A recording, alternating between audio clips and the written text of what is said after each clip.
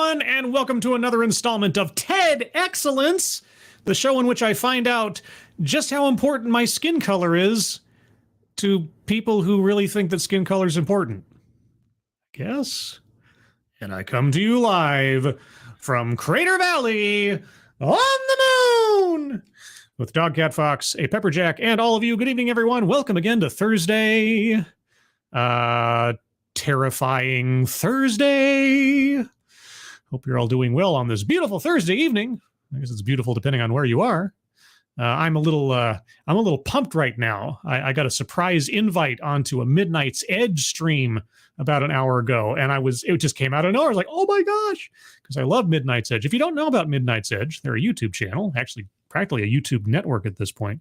And if you're curious about movies or insider Hollywood politics and corporate wrangling and all that crazy stuff, especially if it's comic book movies or genre movies in general, be sure to check out Midnight's Edge. So there's the plug for Midnight's Edge. But otherwise, who's joining me this evening for another TED Excellence?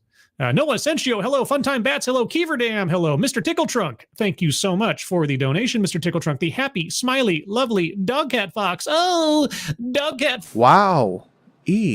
Wow. Oh, it's a Sinatra Dog Cat Fox. Thank you, Mr. Tickletrunk. Really appreciate it. And saw you over on the Midnight's Edge stream as well. And so thank you for that. John Miller, hello. Advocast Diaboli, hello. Who else is here? Shell D, hello.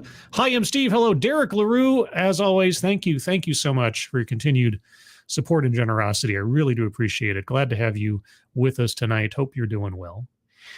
Plague Trucker Zach, hello. Tyrannus Alexandrius, the Invictus Lich, hello. Adabisi, hello. Who else is here? Corey Suzuki, hello. Matt Barnes, hello. Resolute Germ, hello. The Best Remy, hello. And Shadowcloth, I didn't already say hello. Non-Vitae Rex, hello. Spoony the Rebel, hello. Jack Frost, hello. Bearded Devil 1864, hello. Keldrig, hello. Robert Pincus, hello. Megan Ring, hello. Felda, hello. Thad the Fourth One, hello.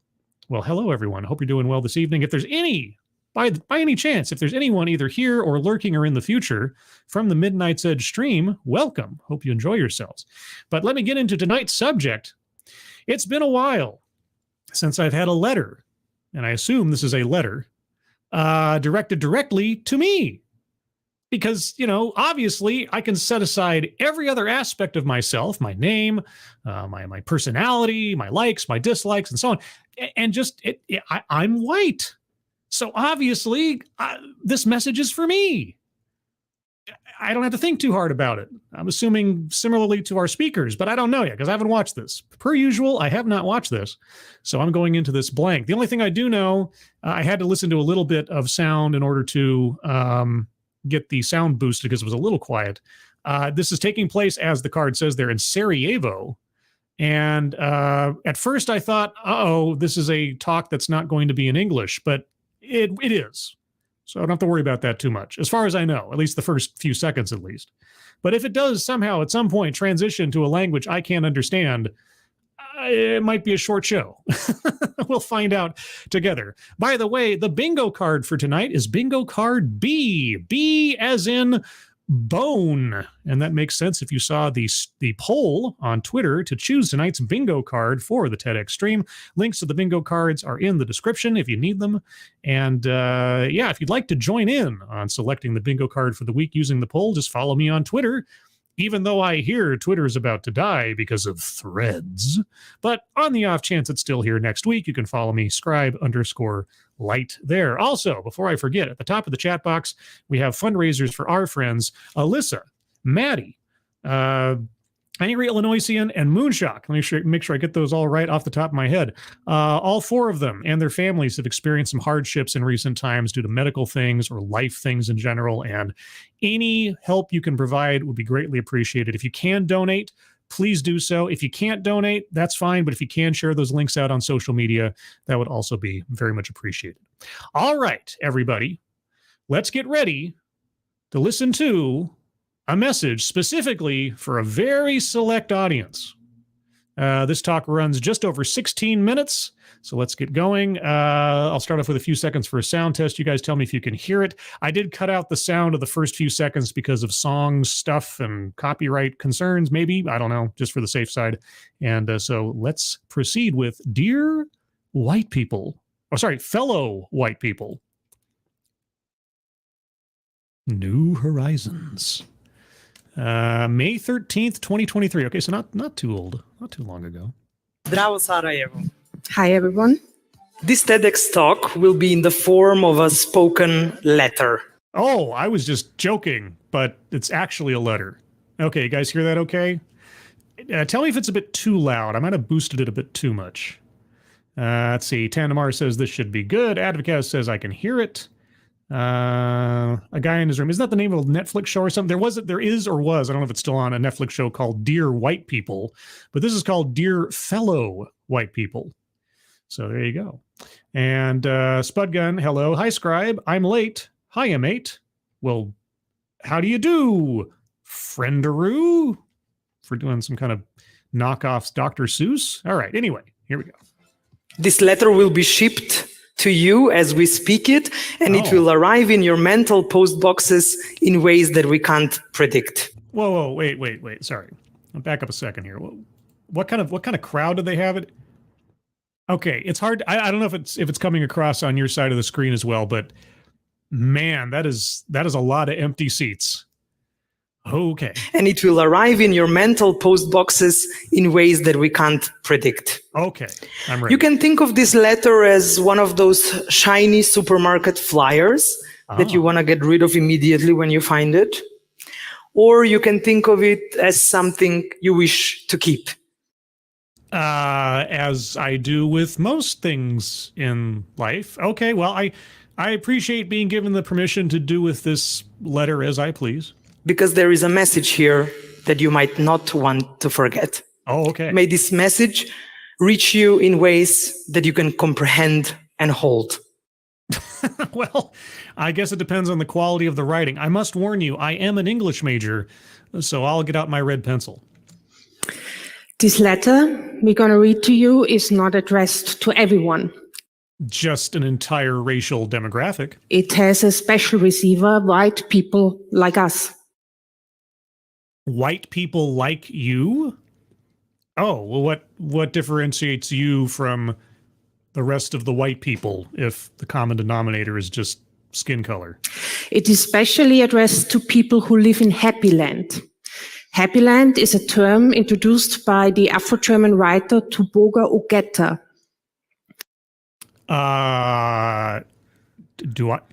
Anybody here live in Happy Land? Any Happy Land adherents here somewhere? Okay, define Happy Land. And it describes the state where white people live happily ever after without dealing with systemic racism caused by their colonial history. Oh, well, that's that's a very refined situation to be in. Okay, so if I don't experience systemic racism due to my colonial history, my colonial history, huh? Well, okay, I don't have any colonial history.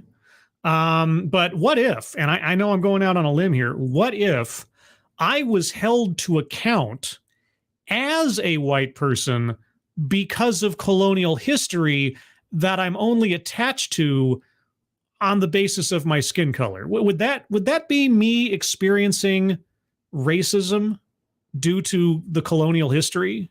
Because if that's the case, then I don't live in Happy Land at all. In other words, without seeing that maybe for other people with a different skin color or a different background, it's not Happy Land at all. Who lives in Happy Land skin color regardless? I mean, I've seen stories of people who are very rich self-destruct.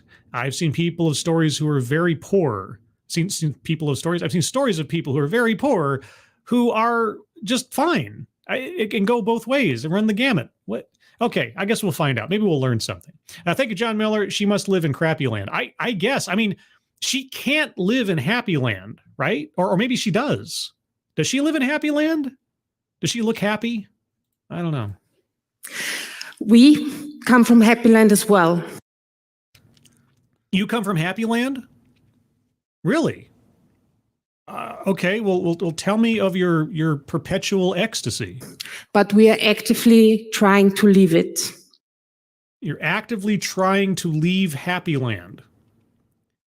So you're masochists? We want to thank you for the space and the opportunity to talk about this and to make the following messages heard. So let's start with the letter. Yes. Dear fellow white people. Well, thank you for reducing me down to nothing but my melanin count. We are aware that white-bodied people are not all privileged in the same way. Oh, okay. Well, privilege up on the board. Let's circle privilege. Let me get my thing set up here. I forgot to do that before the show started. Make sure I have my green circles ready. Okay, privilege on the board. And while we're here, let's go over the bingo card real quick to remind ourselves what we're listening for. Remember, that's bingo card B. Links to the bingo cards are in the description. Anecdote that probably never happened. Self-vilification or wretchedness. I think we might have gotten a hint of that with the we want to leave Happy Land, but we'll see. Systemic or institutional. I think they said systemic racism.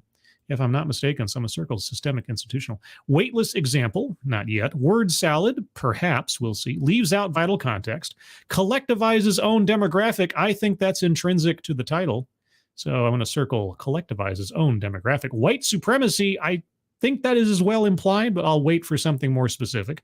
A list, and remember that has to be an official list within the presentation, like 3 ways to do this or 1, 2, 3 kind of thing. We'll wait and see. Sales pitch for product or service. Plays victim. Circling free space because, well, it's free. Attempt to coin new buzzword or buzz phrase. Got to wait for that one. Wage gap. Okay. Patriarchy. Feminism. Mind reading or assumes motives. I think that is inevitable, but we'll wait. Diversity, equity, and or inclusion. Marginalized or marginalization. Argumentative non sequitur. That's always a tough one. Childhood or family anecdote. Contradicts own point or argument. Benevolent condescension. I think that is as well inevitable. And lastly, microaggressions or unconscious biases. So far on the board, I have systemic or institutional, collectivizes own demographic, privilege, and free space.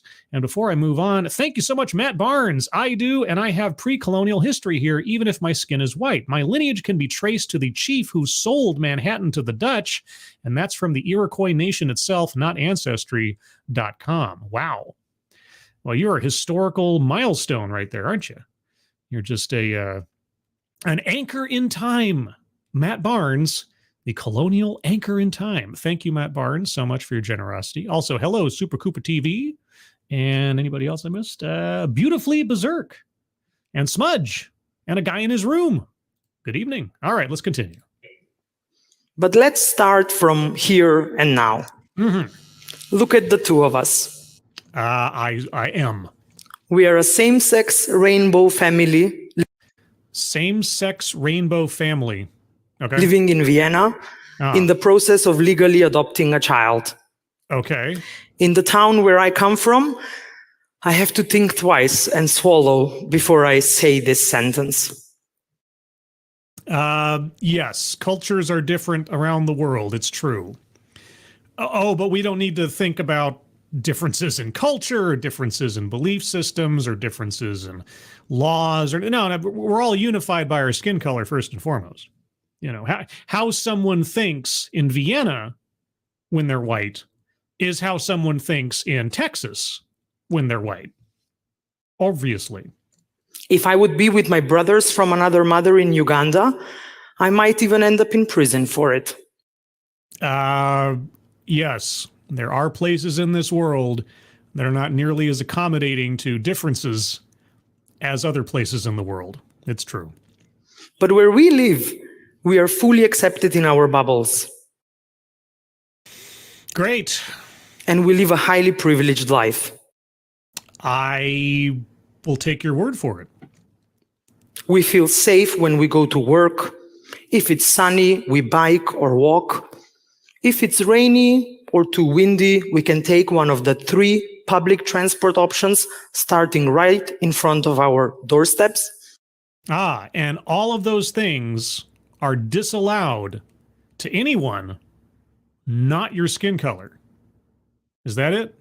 Enjoying a sunny day, taking public transportation. Oh, is that what I'm getting here? Because I mean, the thing on the screen behind you is kind of giving me that feeling. We have health insurance and health care whenever we are sick. We have heating when we are cold, and ongoing electricity to watch telly or listen to music whenever we wish. So just like all white people have health insurance. All white people have financial assistance when they get sick. All white people have their electricity on and music to listen to. Obviously. We can order food from all around the world. All around the world? What, you want to like fly in a hoagie from Chicago or something? What?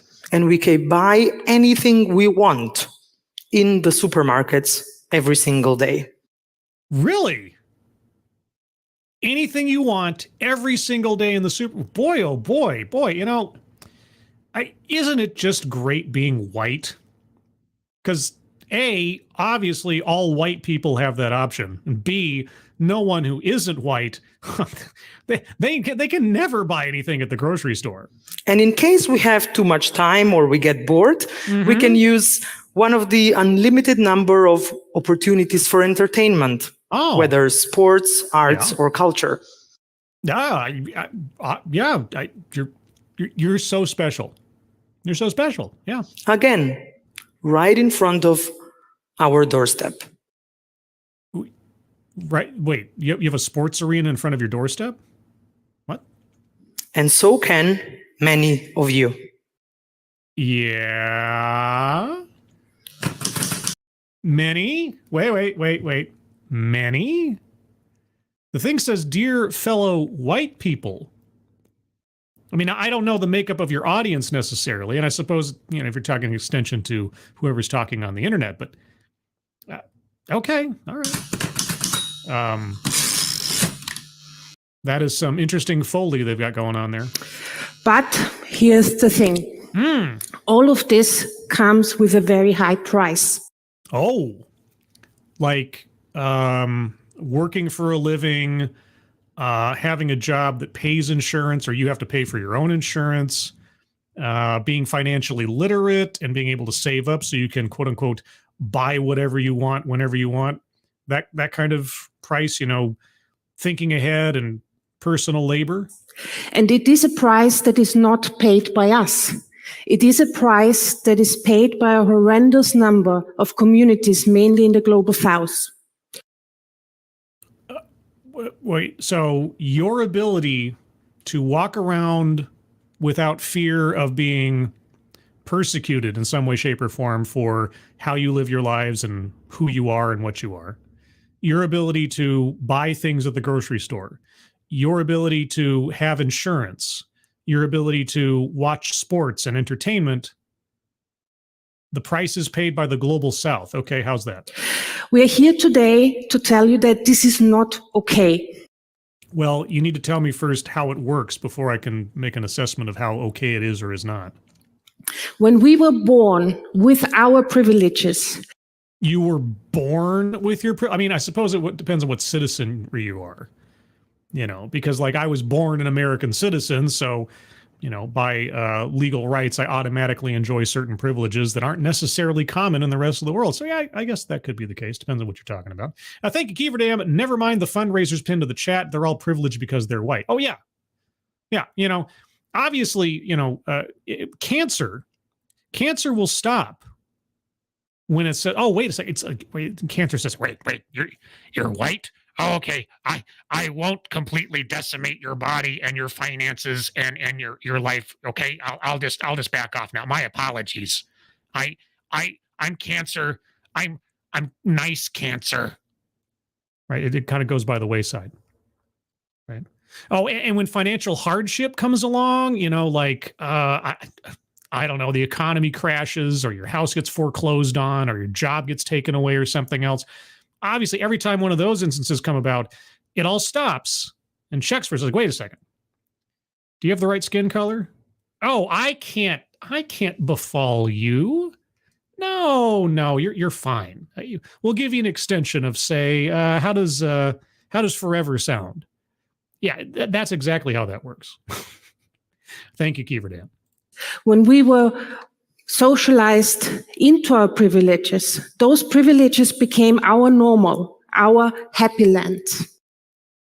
Well, I suppose if you mean if I'm socialized into the privileges afforded me by the Constitution, in my country at least, then yes, those privileges under law do become a kind of happy land as compared to a lot of other places in the world.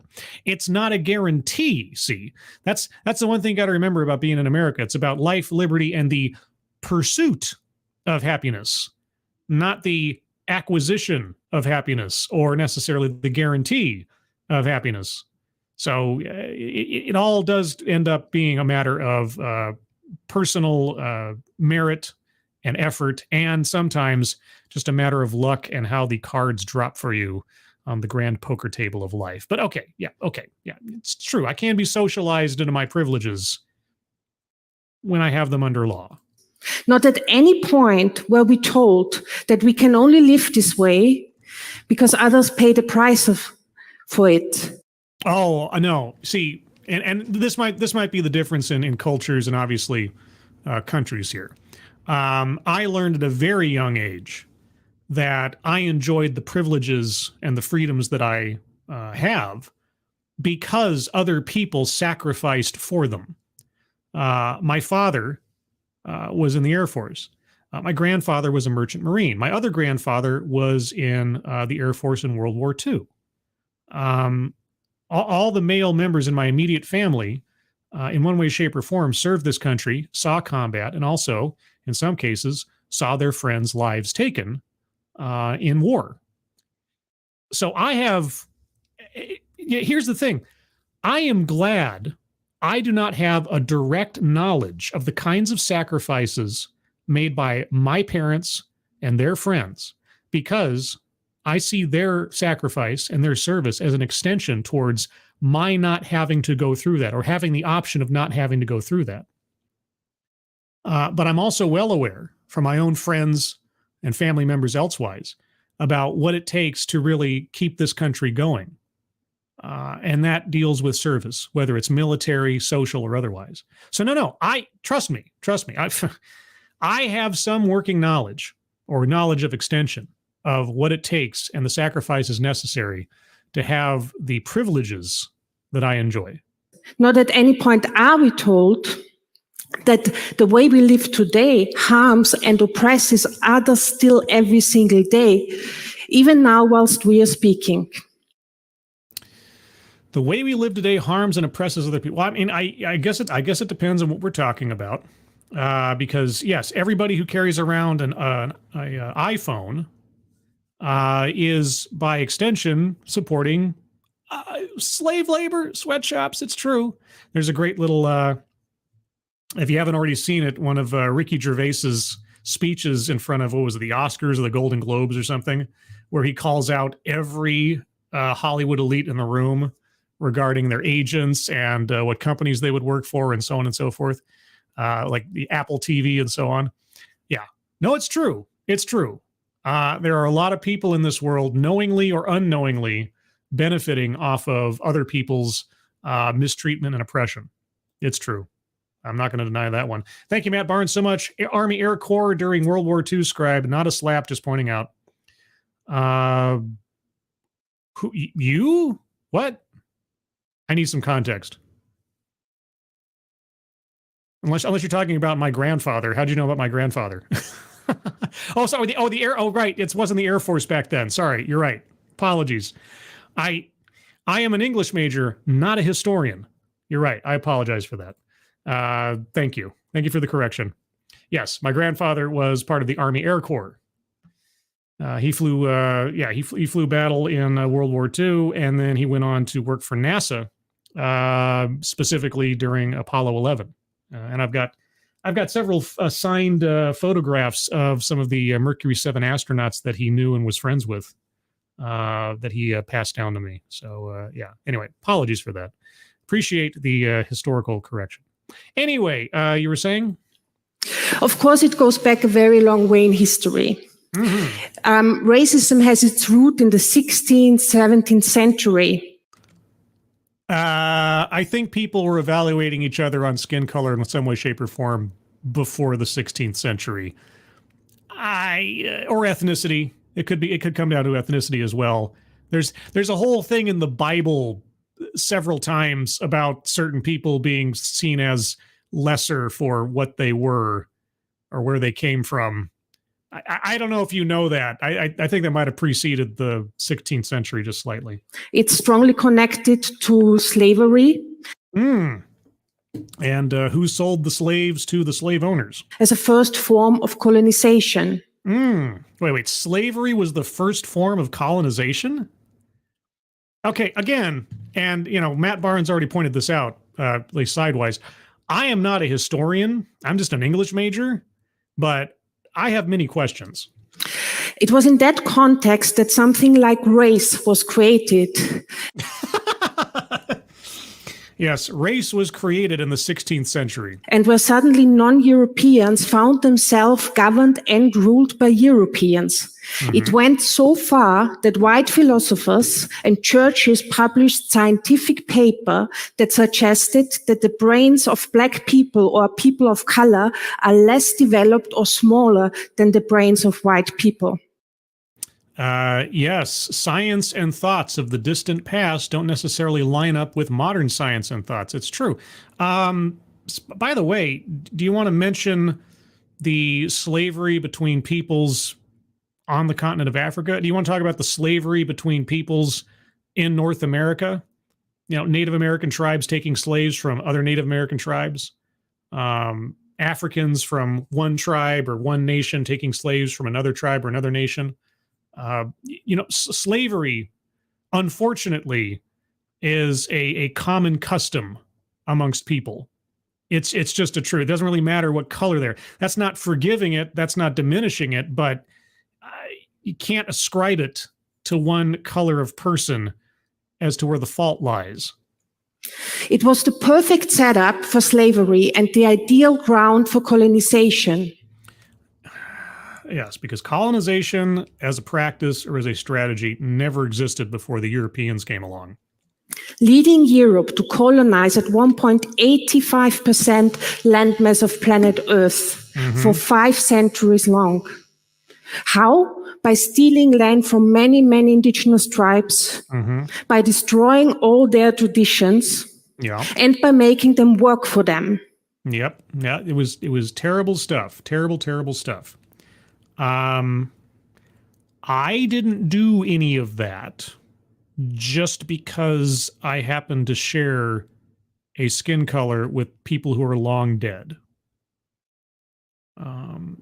It's one of the things I live by and have tried. It's something that a lot of people don't necessarily go by these days, especially when it comes to internalized guilt or accepting somebody's external criticism internally and everything. I neither take credit or blame for things I have not done. Right? I can take pride in my country for putting us on the moon, let's say. Speaking of the moon, which I live on. But I can't take credit for that. Right? And I can acknowledge that the ancestors of this country, who aren't necessarily my ancestors because my family came over from Europe, but anyway, did terrible things. And also my ancestors that aren't from America, they did terrible things. And the ancestors from every country on this planet did terrible things. But I didn't. So... just for them to live a superior and privileged life. And even none of us was there when... Yeah, okay. Even though none of us was there. all of this happened. This is a history to be ashamed of. Yes, but only in the most tangential way, because we don't do that stuff anymore, or at least not in the way we used to.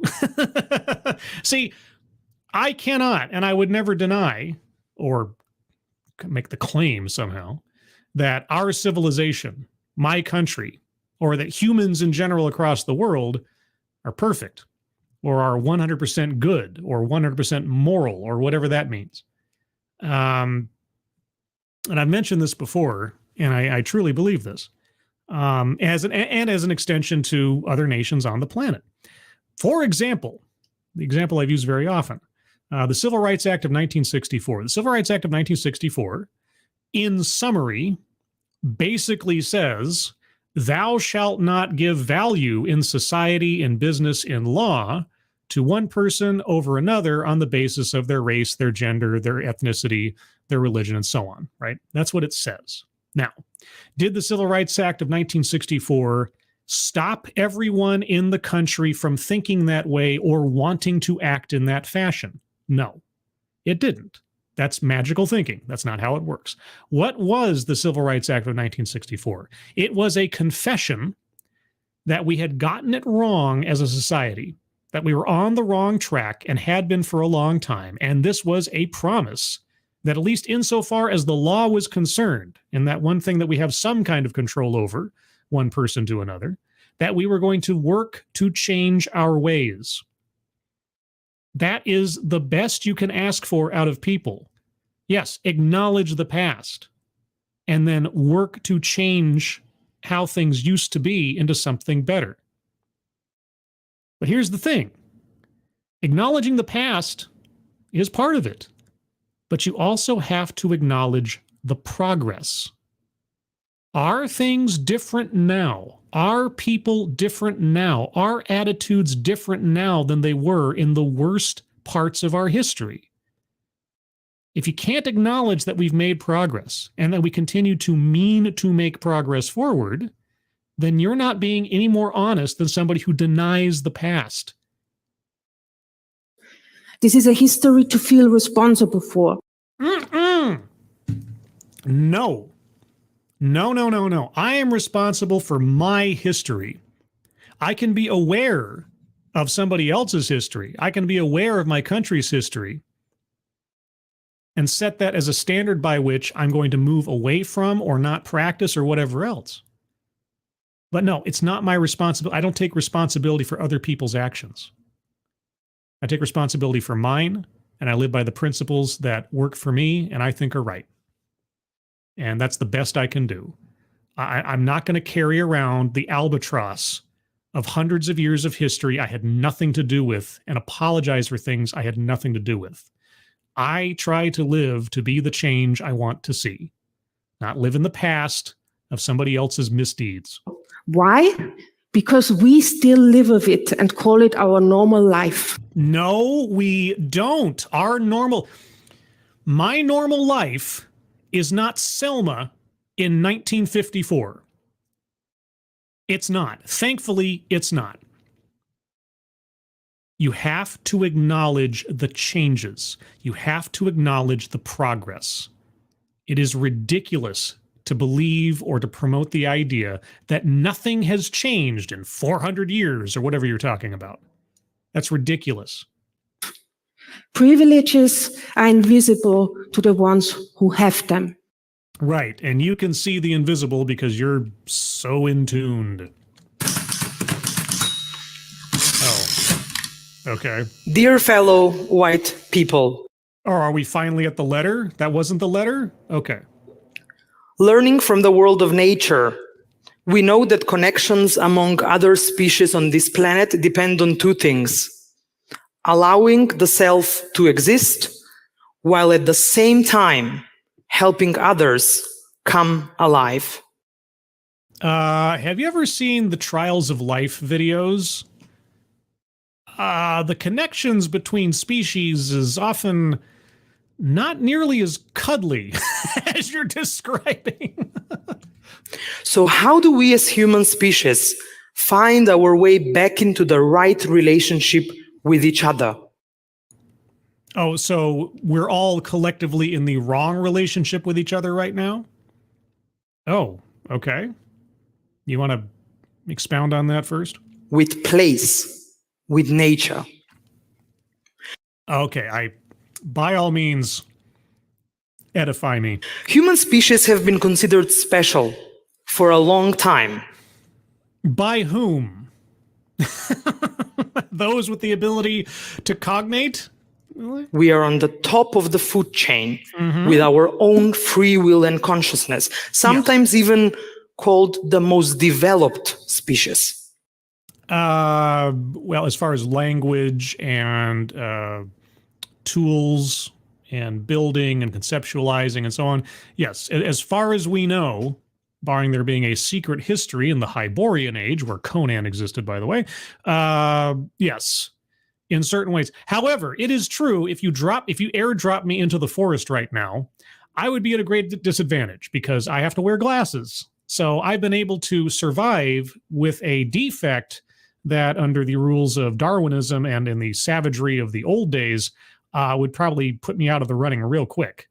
But yes, in the overall, yes, humans are the most developed thus far.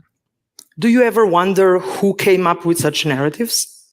Humans? Mostly white, straight men sitting in universities and labs across the Western, so-called developed world. Oh, okay. Well, first off, let me circle white supremacy, because for all intents and purposes, that's where we're at. So circling that one. So let me ask something here. And just for the sake of argument, I'm going to stipulate to it. Okay, mostly white, straight men came up with the idea that the human species is the most developed species on the planet. Okay. From our speaker's tone, and I might be doing some mind reading here, but I'm using context clues. From our speaker's tone, somehow I should doubt that conclusion because of the nature of the person with the idea? Is that it? Allow me to remind you that the biggest organism on this planet, and probably the most intelligent, is not a human. Oh, that's right. It's ChatGPT. And not an animal. I was about to say something even funnier, but I don't have it anymore. It must be because I'm not the smartest thing on the planet. It's a forest. I thought it was a fungus. Called pando. Wait, so the forest is more intelligent than people? Representing the largest network of trees. To be precise, 40,000 trees. I thought there was like a giant fungal network somewhere that covered like 17 square miles or something and had been living forever and ever and ever. But I guess it depends on how you measure intelligence. I mean, we can't talk to trees, as far as I know. So how do you know that this forest? I mean, is Treebeard in there? Are they going to like pull up their roots and go attack Saruman's tower in a second? I mean, okay. Connected as one organism. Mm-hmm. And this is only one example. Okay. Setting aside what I thought I knew, which could be wrong, that the largest living organism on the planet is a giant fungus network somewhere. Okay, let's say that this forest is the largest single interconnected living organism on the planet. So what?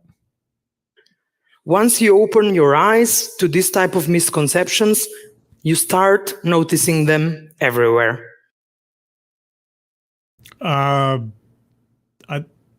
I start noticing giant tree monsters what? And Tyrannus reminds me that Saruman's tower, I was forgetting, is called Isengard. They're taking the hobbits to Isengard, to Isengard, to Isengard. They're taking the hobbits to Isengard. God. All right. So as soon as I understand that there's a giant tree organism, I start seeing tree organisms everywhere. And this is knowledge that you need to impart specifically to white people, because white people can't know this, or people who aren't white already know this. The worldview of all powerful creatures is everywhere.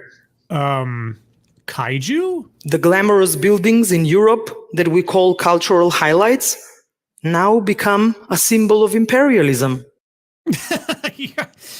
Okay. Well, what would you suggest we do then? White supremacy. and oppression. Mm-hmm. Out of this history, systems have developed that even today make the oppressors rich and the poor poorer. Yes, and all the oppressors are white, and all the poor people are not white. In these systems, systemic racism is so naturally embedded that we, as white people, have a hard time even noticing it. Okay, I'm going to circle, if I should have done already, self-vilification or wretchedness, because that is certainly part and parcel with this.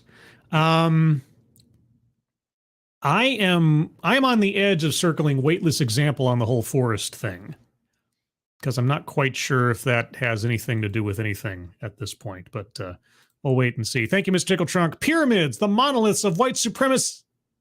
Oh, you are absolutely correct. In fact, that was so clever. You get one of those. Thank you, Mr. Tickle Trunk. Appreciate it. Yes, giant monoliths to, overarching power only come from white Europeans or something.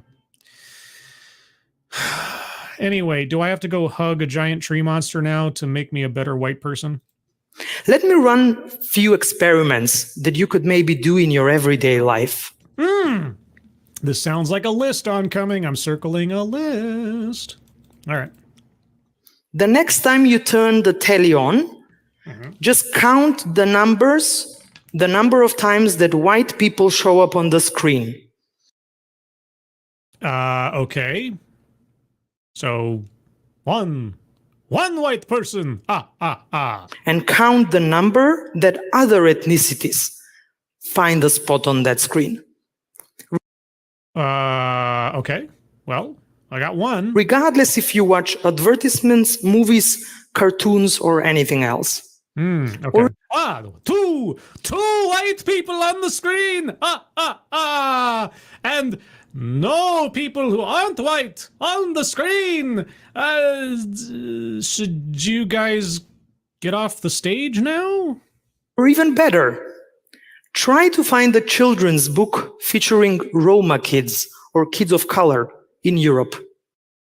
Okay, well, that part I can't do because I don't live in Europe. And if you're brave enough, do not use internet shopping or Amazon. Easy enough. Just try to look for it in your local bookstore. Local bookstore? What a weird idea. Actually, I miss all the bookstores that used to be around. I remember the old days. There's like B. Dalton Books and Barnes and Noble and Borders. Oh man, I could get lost in Borders for hours. I miss bookstores. Or I have a third one. In December, during New Year. Well, New Year's actually January. I guess December 31st. Okay. Try to find a New Year card with Black Santa.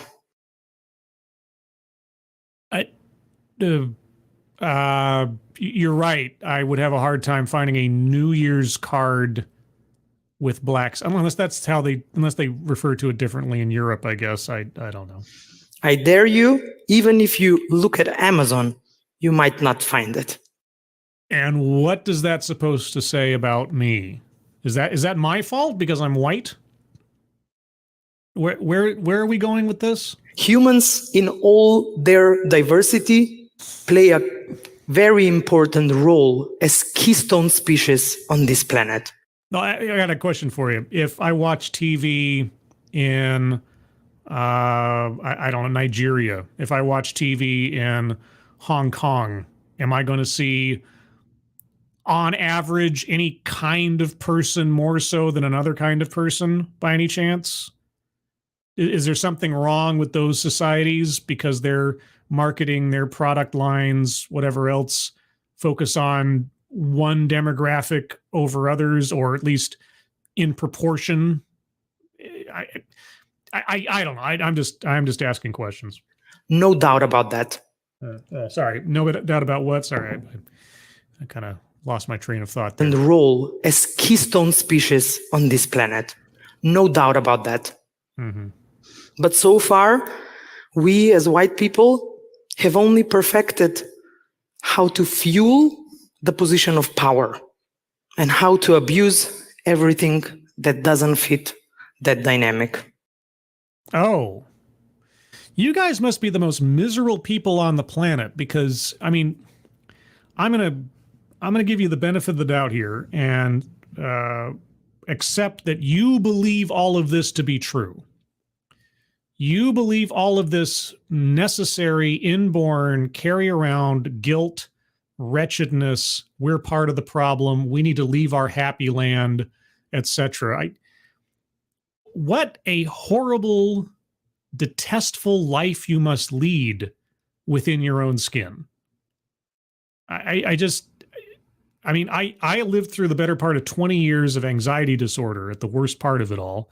And I had periods of time where I was, as far as I can tell, functionally insane with depression, despair, and so on. And I don't think that would even come close to always believing that I am permanently stained for the totality of my life because of something I have absolutely no control over. And I'm doing it to myself. I don't know. Thank you, Keldrick. As someone who frequently goes to my local bookstores, it is, in fact, quite easy to find books about non-white people. What? No. Okay, Keldrick, you obviously don't live anywhere in the northern hemisphere. No, obviously you must live in Antarctica. I mean, at best. That's ridiculous. How dare you? How dare you say such a thing? You're only feeding in to the white supremacist narrative, Keldrick. Stop it. Whoa. Oh God, that scared me. That scared me. Dear fellow white people. Oh, is this one letter or just a multitude of? Okay. There is more bad news. Oh, yay! I love bad news because I've been told being uncomfortable is the best place to be. That means I'm going to be learning something. All right. In the systems we are living in, we still show something called oppressors' behavior. Ooh. We are doing that, for example, by taking for granted the space we are given to speak. Oh, like the TEDx stage? Okay, all right. Oppressors. Is that a new buzzword or buzz phrase? I haven't heard it before. Let's see how far she takes it. Or by interrupting others while they. Oh, sorry. Did I? Oh, that was totally my bad. Let's go back a little bit. Taking for granted the space we are given to speak, or by interrupting others while. Oh, wait. My finger slipped.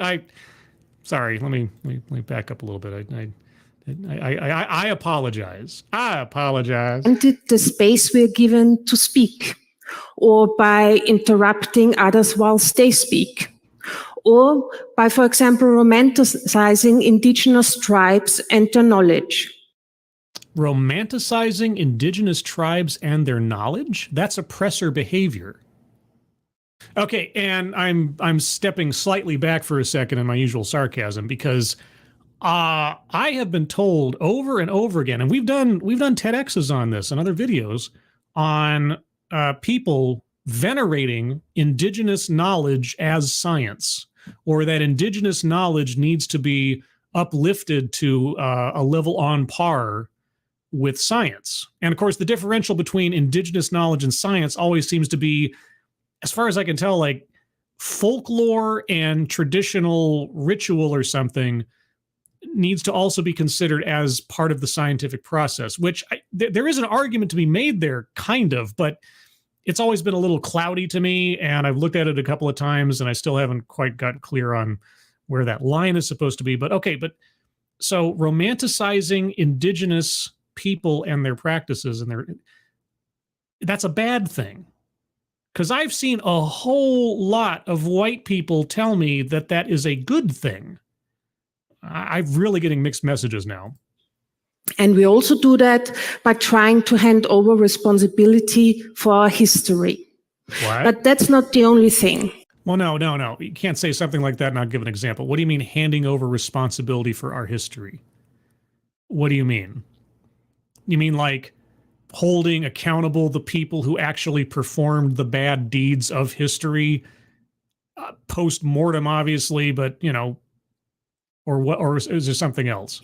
Besides oppressors' behavior, we also might speak oppressors' language every single day. Oppressors' language. Oh, okay. What words am I advised not to say? For example, by hiding behind defensive speech. Hiding behind defensive speech. Oh, like if somebody says you're responsible and should take shame for 400 years of slavery, and I say no, I shouldn't. Is that defensive speech? I am really open-minded, but that is just too much. I am really open-minded, but that's just, what am I talking about? What? Or by making racist or discriminating comments. Oh, like dear fellow white people? For example, by thinking by default that someone with a different skin color is not born in the same country as we are. How about thinking that anybody born with your skin color thinks the same way you do? Is that something that would be considered racist, or considering someone with your same skin color should take responsibility for generations of misdeeds? Does that qualify? I'm going to circle contradicts own point or argument. Dear fellow white people, by the way, don't say anything racist that would monolith anybody. Also, mind reading assumes motives, because I think at this point that's fairly accurate. And actually, with that square circle, ooh, that's a bingo, Right? yeah. we have our first bingo down the middle.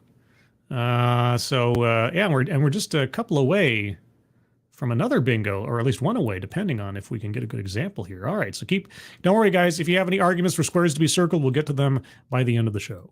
Oh my God, you're so beautiful. Where do you come from? Yeah, I actually had that question asked of me one time. You know, I can't give you the context for why that question was asked of me, because this is a family show, but it was asked of me one time. But it was done in sort of like a impressed, dreamy way, I guess.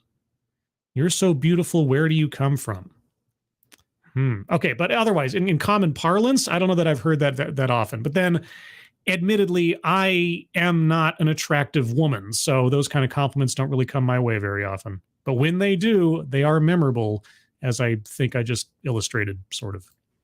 So oppressors' behavior and oppressors' language have many faces. But they're all white faces, aren't they? And whilst we not even notice that we act in oppression, we can promise you one thing.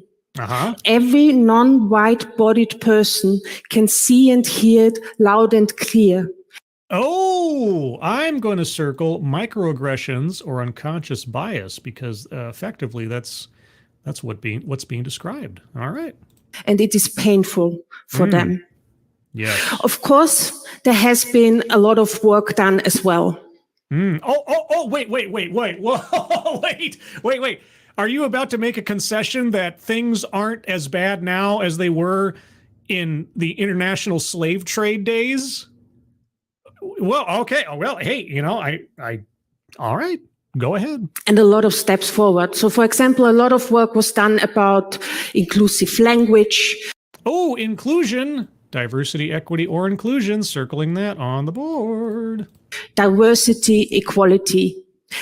Oh, wait a second. There's also wage gap. They talked about the poor and the rich. Yeah, there's also wage gap. Gosh.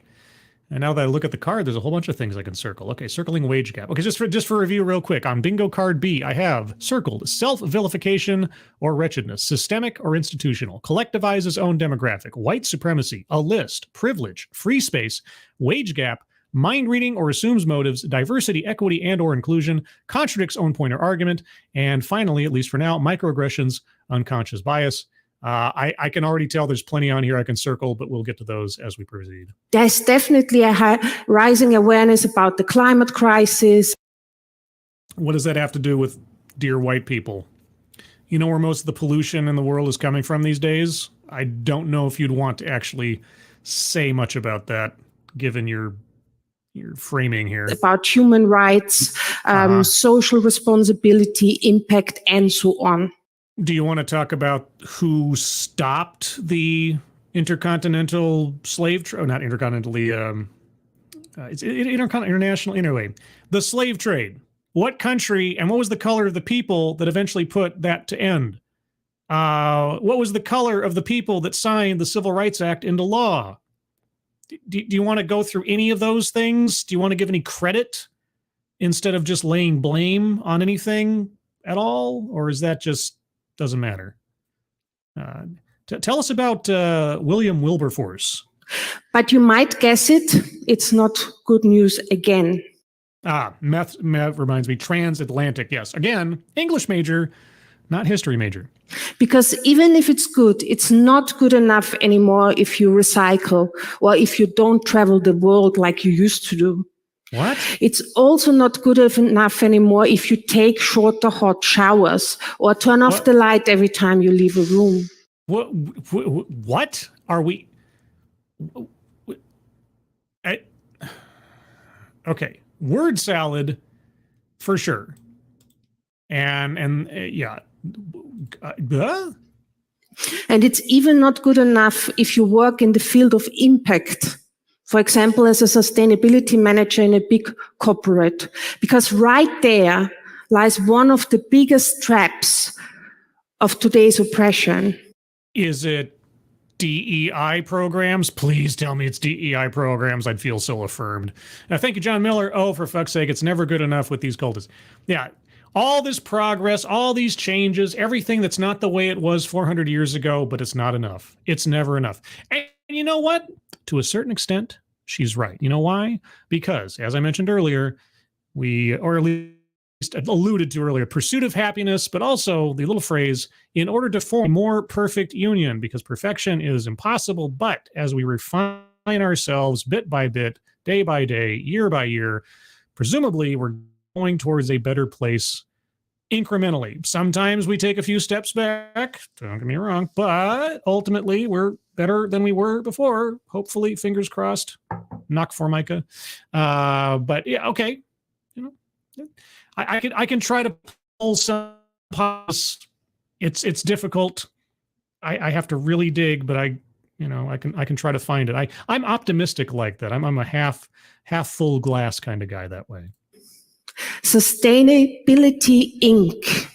Sustainability Inc. Oh, you mean taking something that's supposed to be all moralistic and high-minded and everything and having to turn it into a market or a profit or something? Oh, is this an anti-capitalist thing too? As described by the decolonial collective possible future, is the scary development of big brands in global north that make the topic of impact and sustainability their own. Oh, so you are against the World Economic Forum and their whole ESG model. Well, if that's the case, then, you have an ally in me. Without actually making the promised changes. Uh-oh, am I roboting? Uh-oh. Roboting. I have a report of roboting from Derek. I have a report of roboting from John Miller. Let me check my Streamyard here. Well, Streamyard's not giving me a clue there, so it may... Either I just missed it, or it might be a YouTube thing. I can't say. But if it continues, if it gets worse, let me know in the chat. And with continuing business as usual. Why? Because money makes the world go around. Because they just want to secure their positions, their superior positions globally. Okay, well, what do you suggest in the alternative then? And I mean, at least what you're alluding to in part, like I said, WEF, ESG, things like that, DEI, it's all kind of connected, sort of like us to trees and other species. I would love to hear what you think should be done to oppose this. Oh, Jesus, that scared me again. Dear fellow white people, all high-income countries are currently overshooting their pressure on the planet. All high-income countries. Oh, so like China? Do you want to bring up China? How many white people are? Oh, wait, but I guess these days Asians are white adjacent or something. And there is simply nothing good or innovative or advanced or developed about that. Okay, well, what do you suggest be done? A lot of harm has been done, and a lot of it can't be undone. Most of it can't be undone. Okay, I'm going to go to the bingo card real quick because I'm going to circle weightless example for that whole tree thing. That didn't make any sense. I might also circle argumentative non sequitur for the whole we're connected to nature thing. Unless that's what this is supposed to be, the whole climate change thing. Maybe so. That could be so. Let's see. What else do we have? Benevolent condescension. Certainly that we've had that. Marginalization has been definitely implied over and over and over again. And actually, as a result of that, if you can believe. Bingo. What? Of course! Of our second bingo down on the far right. Oh boy. Oh boy. And I got a feeling, even if there's some squares I haven't circled yet, you guys might come up with a good argument for them. Okay, let's keep going. But we do see a different way. Okay. And that's why we chose to speak up today. Excellent. Okay, now here we go. All right, you have spent the last 13 minutes of your 16-minute presentation outlining all of your problems, complaints, all the disparities, and so on. All right, let's get into action. What can we do to remedy this problem? Because if we open our eyes, we might be able to bring real change in the systems we live. Okay, all right. Open our eyes, bring change in the systems we live in. Okay, I am all for it. Go ahead. This is that time when we need to end the growth of oppression. End the growth of oppression. Okay, how do we do that? In all fields of life and in all paradigms of thinking.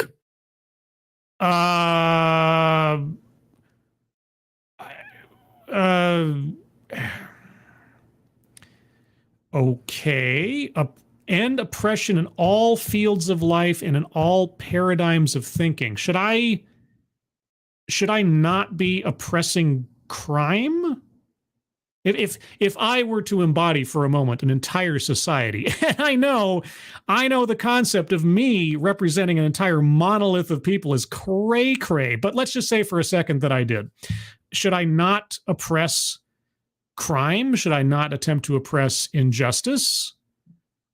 Or I mean, when I think of the word oppression, it can mean a whole lot of things at once, depending on what the context, but you're saying across the board, all paradigms. I'm going to need an example. This is that time for us when we need to commit to discovering, developing, and practicing a new worldview. Please describe to me this new worldview. It is said that the future enters in us in order to transform itself in us long before it happens. If it is said in that way, I don't know. Maybe it's an author I've never read before. This is that time for us when the future is transforming itself in us. I'm gonna say nah. What? What is that? What the fuck is that? Yeah, I mean, it was on the edge earlier, but now you've gone into some weird esoteric stuff, and I have a feeling you're not going to give us any real concrete examples of what you hope to have happen or what you think should be changed. So, yeah. And that transformation will require a lot of uncomfortable experiences and let goes. I am all here for the uncomfortable experiences because that's my persistent state of being when I watch these things usually. Okay, do you want to give us some examples of how? And we all can contribute to that narrative shift that needs every single one of us so urgently. Okay, how? Yes, really every single one of us. Every single one of us who's white, right? Because that's, I mean, everybody else who isn't white doesn't need this message, correct? We can contribute by, for example, questioning if our work contributes to Sustainability Inc. Does my work contribute to Sustainability Inc.? Or if it really tackles areas where the real harm and oppression is still happening. Why? I mean, my work is for a corporation. I don't know if it's define sustainability. I guess I'd need to know in this context. Does it work against oppression? I mean, without going into specifics, in a way, I kind of does. I mean, I process data that goes to certain end clients, and then they use that stuff to service their customers to make sure they are treated fairly without getting too specific. So, yeah, I guess I guess I can say that the work that I do actually does, in a way, shape, or form, contribute to the betterment of people's lives-ish. I'm not curing cancer or nothing, you know. We can contribute also by just becoming aware of the crazy amount of privileges we live with every single day, and by starting to work on right relationships with less privileged people. Are you talking about like international diplomatic relations or something, like between America and, say, a country that doesn't enjoy the same resources or privileges that we do under our Constitution and so on? Kind of thing? What do you mean? Okay. Oh, here. I'll try to practice what you're preaching now. I'll remind everybody. I want everybody in the chat for a moment, just a moment. Just go with me on this. Just for a moment. Imagine that all of the collective guilt that you should be feeling simply by living where you live, and simply on the basis of the history of the country in which you live in. It really doesn't matter what country it is. Trust me. For everybody here who's from somewhere other than America, trust me, your country, I can say this with some certainty, your country has done some terrible things. Okay, so just for a minute, imagine all of that guilt just condensing down into like a singularity, a tiny little compact ball of energy, and it's straight in the middle of your chest, and it's just burning there, and it's burning, and it's heavy. You feel your chest, it's getting harder to breathe, and there's only one way out. There's only one way to alleviate that collective, combined, condensed guilt. And at the top of the chat box, there are links to fundraisers for people who need some help. I kid, but I mean it seriously, because I don't do it enough. And for all the times that I've forgotten to mention it, I'm doing it now. At the top of the chat box, there are people in need of help.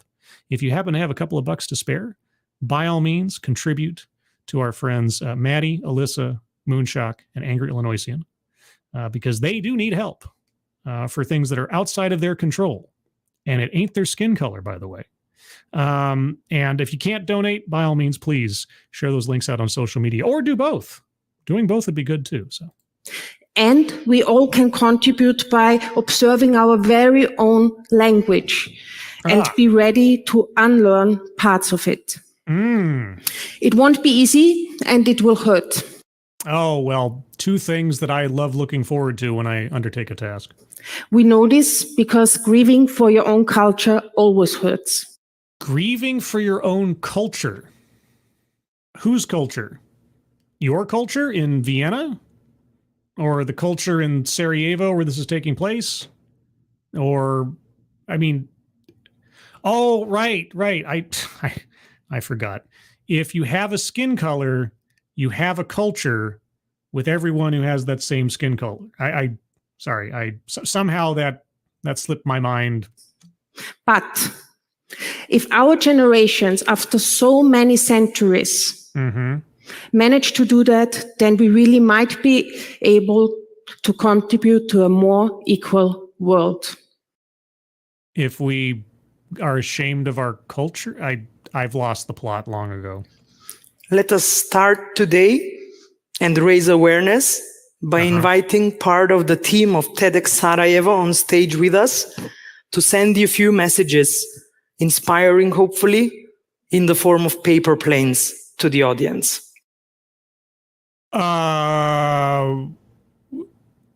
What? Thank you. Thank you. There we go. Thank you. You know, you're going to poke somebody's eye out with one of those things. Let's try this. Oh, no.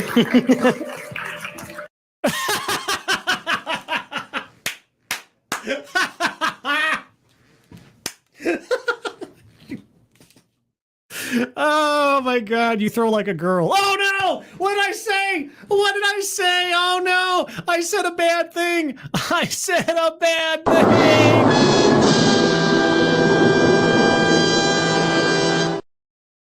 Oh no! What did I do? There you go. A little. They keep ending up back on the stage. Thank you so much. Thank you. Thank you so much. Thank you so much. Thanks for helping. I bet there was something really profound written on each one of those airplanes, and they just all. Okay, well, there you go. Jeez. Wow. Points for creativity. I don't think I've ever seen a TEDx that ended with a mass paper airplane toss. I think that's the first. Also, no, I'm not even going to guess. I'm just going to keep my mouth shut on that one. Okay, let's move over to the bingo card. Oh boy, everybody. All right, I got to update this. It's not quite, there we go. That's more current. All right, I'm going to go over the bingo card one more time by myself. If you guys have arguments for squares to be circled, hold on to them for just a moment, and I'll get to you presently. Anecdote that probably never happened. Did they give us any anecdotes? I don't know. I don't think so. I mean, I'm sure there was some in there. I can't tell if the tree thing has never happened. I mean, obviously there probably is a tree network, so I have to set that one aside. Leaves out vital context. Oh man, there's got to be a leaves out vital context in this thing. Oh yeah, how? How are we supposed to change all of these endemic, historical, major, total, absolute, and branded on our white skin forever problems? I don't know. I had a dog, and his name was... What? I had a dog, and his name was... Bingo! Of course! We have another bingo. Oh my gosh, let's keep going. Sales pitch for product or service. I wish I could say yes, but I don't think so. Plays victim. Yes, of their own privilege. Of their own culture. Again and again and again. They were their own victims of history and so on. Attempt to coin new buzzword or buzz phrase. The oppressor's language. The oppressor's reasoning or thinking or whatever. It just that constant refrain. I hadn't quite heard that put that way before or attempted this. The oppressor's language. That one kind of struck home a little bit. I think I kind of like that one. No, well, not like that one. You know what I mean. Won't somebody please? Bingo. B-I-N-G-O. Okay! Right? Another bingo. Oh my gosh. Patriarchy. Straight white males. The concept of science and the development of species was all created by straight white males. Oh no. Feminism. I don't think so. They didn't really focus. I mean, they focused on vilifying men, but they didn't really focus on amplifying feminist ideals, did they? Oh, well, I mean, unless of course vilifying men, straight white males is basically, actually, you know what actually it is? I'll take it back. All right. Argumentative non sequitur. Argumentative non sequitur.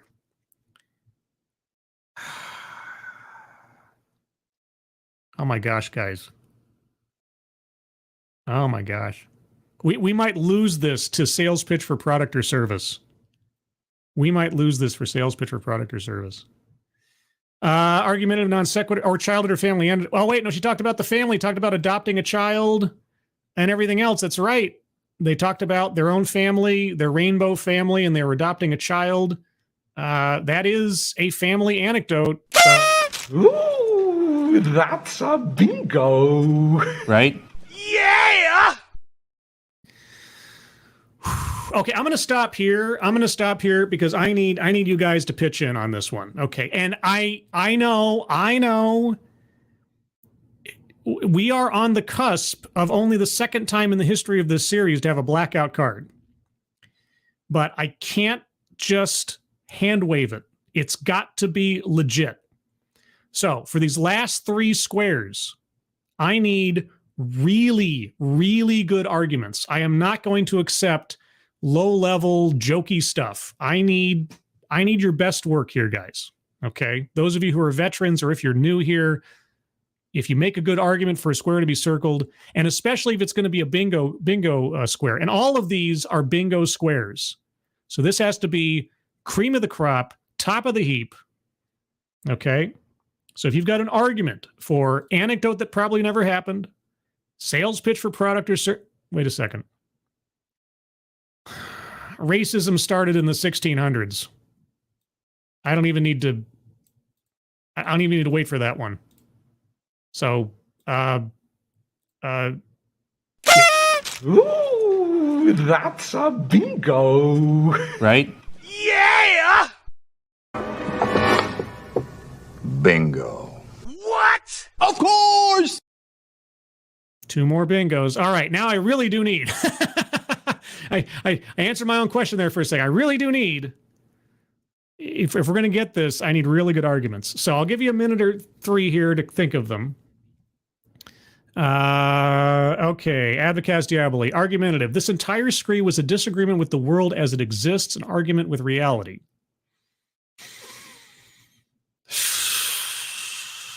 That's a bit too abstract. I need something from within the presentation itself. I need something that they said, something they brought up, something. It's got to be contained within the presentation. Okay. Adabisi, argument of non sequitur, largest organism equals intelligence. I feel that would. Oh, you're right. You're right. Adabisi. Adabisi, you did it. You did it, Adabisi. Oh my God. Oh, won't somebody please? Bingo. B-I-N-G-O. Okay! Right? Bingo. What? Of course! Oh my gosh. Oh, I forgot to update the card. Oh my gosh. Okay. This is Mount Everest, guys. This is Mount Everest.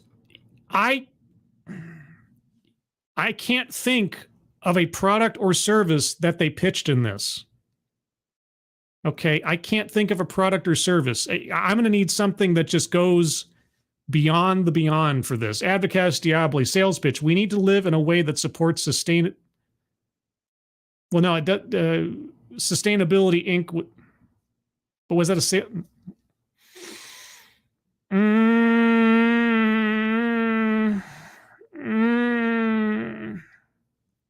is that a product? Or, I mean, that was in opposition to the idea. I need something more. Was that a pitch for a product, or that was they were arguing against Sustainability Inc.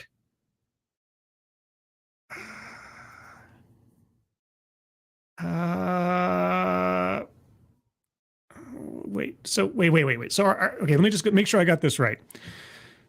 And check me on this. So when they were making their argument, they were saying that working for sustainability can't be the corporate version. It has to be legitimate, right? That's what they were saying, is that you're giving in to the capitalist version of sustainability when you should be working towards the actual sustainability. Is that right? Okay, Advocast Diaboli. Sustainability Inc. is the way in which we should live, a pitch for us to live a sustainable life. I thought they were railing against Sustainability Inc., the corporatization of sustainability. Oh my gosh, the cops are coming for me. Keep going, guys, keep going. Okay, Sustainability Inc. is the way in which is a pitch for us to live a sustainable life. They want us to live that way. So Smudge, it was a pitch, but sustainability writ large is not a product or a service. Robert Pingus, they could be selling the idea of a sustainable industry.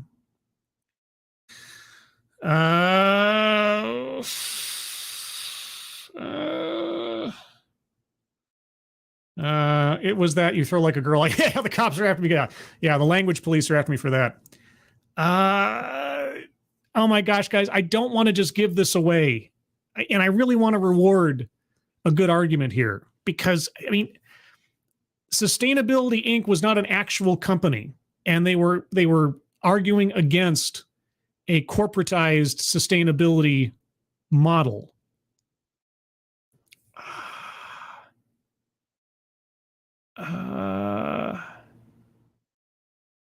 Yeah, it's not a product or a service. Oh my gosh, are we really on the edge? They pitched paper airplanes at the audience. Oh my gosh. Oh, I wish they just mentioned like one company or something. I don't know if I can do it. We are so close. Anybody have anything? I can't in good conscience just circle it. I just can't. Oh, it'd be great if I could. Mr. Tickle Trunk, I hate this square. It almost never comes up anymore. Well, I mean, if they'd cited a book, if they'd cited anything, right? Wait. They did, didn't they? Didn't they bring up an author?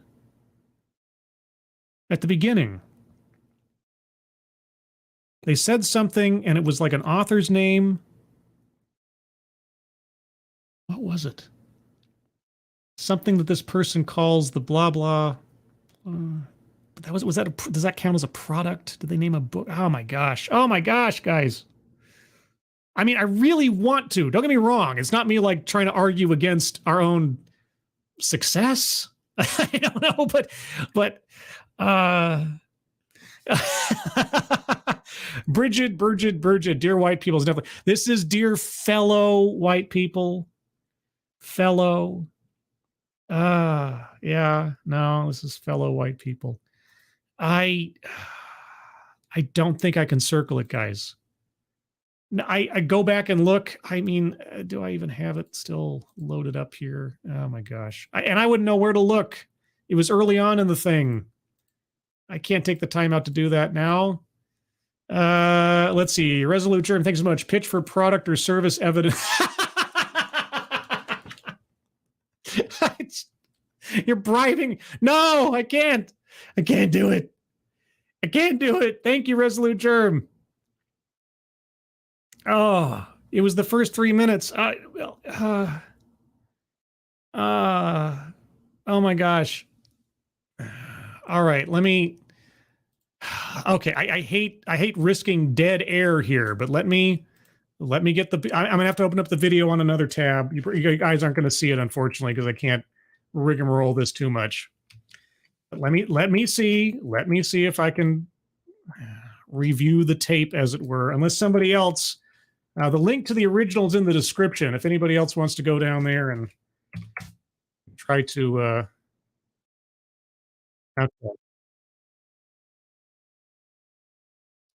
Okay.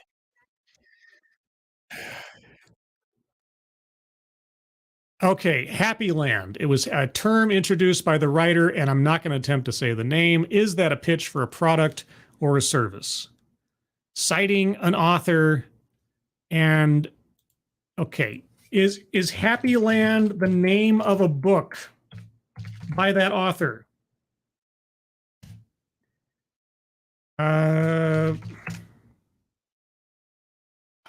What was the name of the author again? Sorry, 1 second here. Term. Afro-German writer. Afro-German writer. Okay.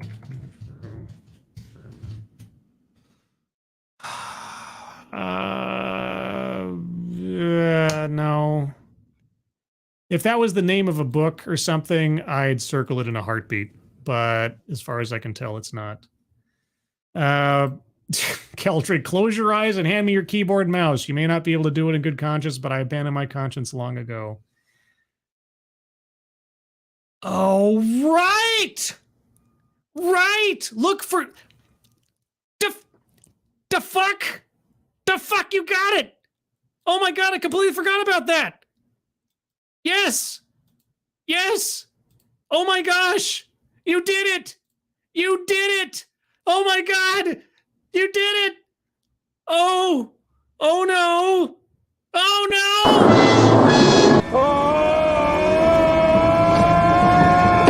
Oh my God!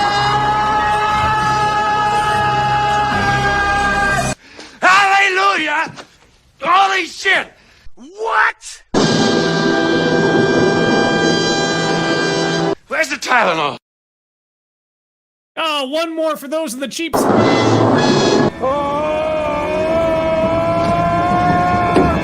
my God!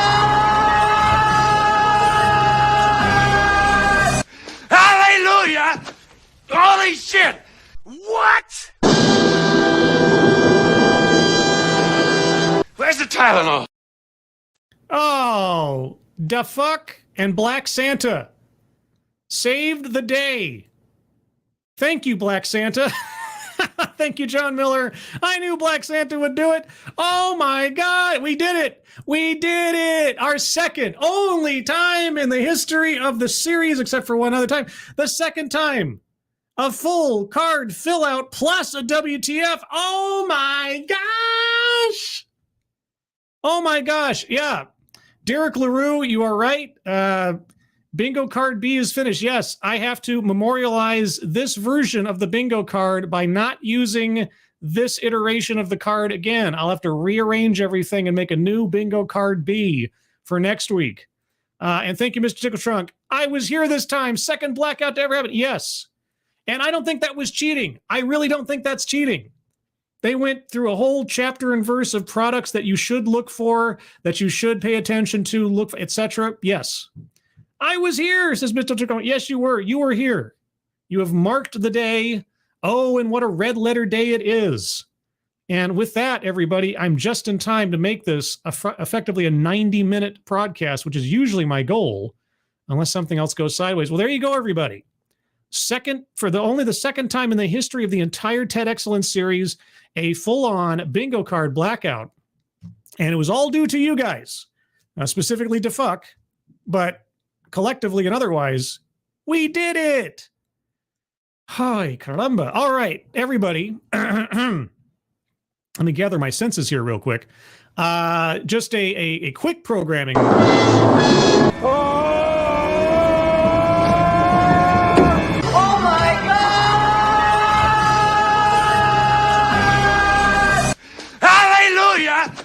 Holy shit! What? Where's the Tylenol? Just had to do it one more time. Programming notes, Sunday at 8 a.m. Pacific, 11 a.m. Eastern will be the Sunday stream where I'm going to go over, and I know this is very exciting for some of you, I'm going to go over the Supreme Court decisions regarding those two cases that I was suddenly informed of on 4th of July that apparently provide an affirmative action defense to DEI programs in private companies, which is just boggling to me, but we'll find that out on Sunday. Let's see. Also, I am currently working on, fingers crossed, getting the next interview lined up for Living on Borrowed Crime. If you're not aware of that series, it's a series where I interview true crime content creators and find out about their process, their methods, their thoughts, their ideas on true crime. There's a whole playlist on my channel if you haven't already seen that. And the most recent edition of that show should be pinned on the top of my channel. Also, if you didn't already know, just to layer it on, because why not? It's a special day. I have a Discord server.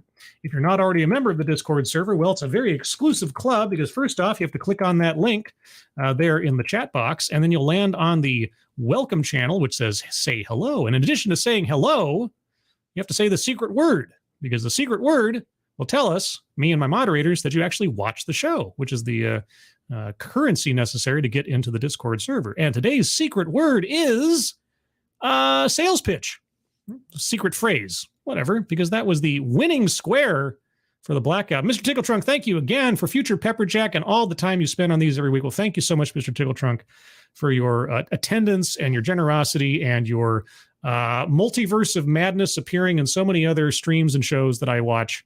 I appreciate it very much. Everyone, going to call it here just in time for the right time. Whew. There you go. It's one of those days. It's a good day. It's a catastrophic day in a way also. And holy cats, Kiever Dam at the 11th hour. Good gravy. Kiever Dam, thank you. Thank you so much. That's ridiculously generous. Thank you so much. I really appreciate it. You guys are great. I really appreciate the support coming out, and especially your generosity. Thank you so much. I hope I provided you something worthy of your generosity. That's what I hope at the end of the day. Thank you, Kiever Dam. And thank you so much, as always, for providing us the links to the fundraisers, which are at the top of the chat box again, if you haven't already seen them. Everyone, thank you again for joining me. Moderators, thank you for keeping an eye on things. Even though everyone here is so well behaved, you have very, very little to do. Everybody who donated, either to myself or especially, again, fundraisers at the top of the chat box, thank you guys so much for generosity. It really is appreciated. With that, I hope you all have a good rest of your Thursday. I hope you have a good Friday ahead of you and a weekend as well. I hope you're all safe and well. If you are not well, please get well soon, and I'll see you on the next one. Take care, and bye-bye.